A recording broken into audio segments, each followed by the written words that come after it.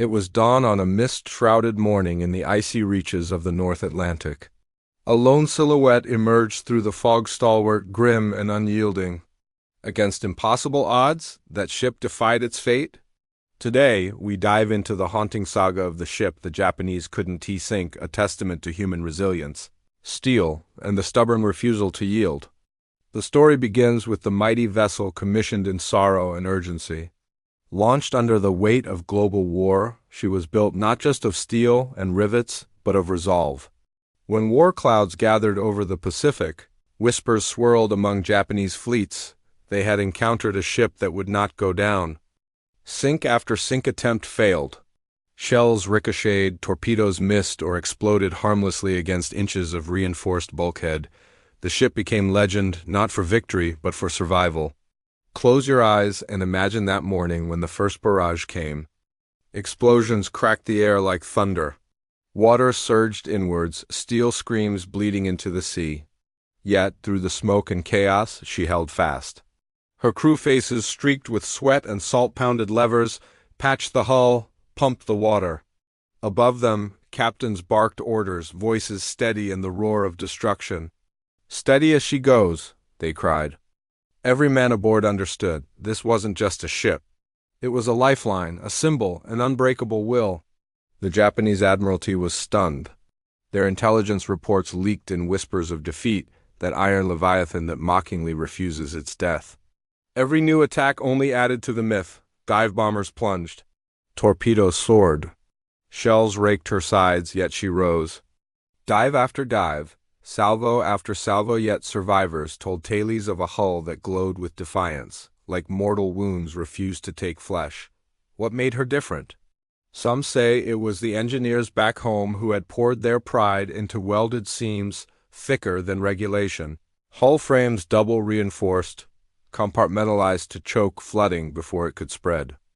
Others say it was the crew's courage, standing fast when all seemed lost, patching tier after tier in a ballet of determination. And still others say fate itself diverted Japanese shells, like some silent guardian paved her path. In one desperate assault, Japanese torpedoes ripped open a gash so large that the sea gushed in like a living thing. The ship's alarm screamed. Men fell to their knees, tears mingling with the stench of oil and salt water.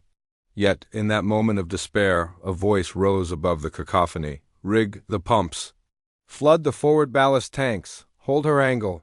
And they did. Grit slicing through fear, belief outweighing terror. Against the tide, they wrestled with flooding and flames and held her together with pure will. By nightfall, the assault had subsided.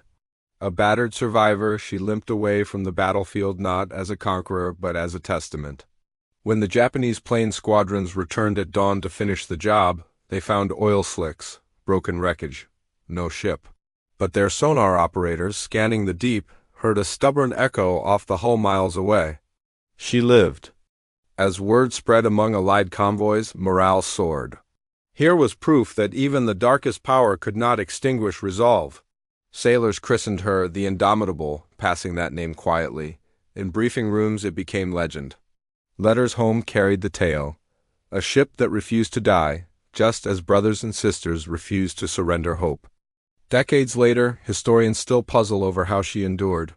Some recount engineering reports showing welded joints so precise they defied wartime shortcuts. Others dug into the logs, revealing the names of every crewman whose hand had plugged a breech or jerry-rigged a pump. From cadets to captains, each became part of the living hull, every heartbeat doubling as rivet and brace. Imagine now, standing on her deck long after peace returned. The wood underfoot worn by boot heels, the rust-kissed steel echoing stories. Ghost voices linger in the bilges.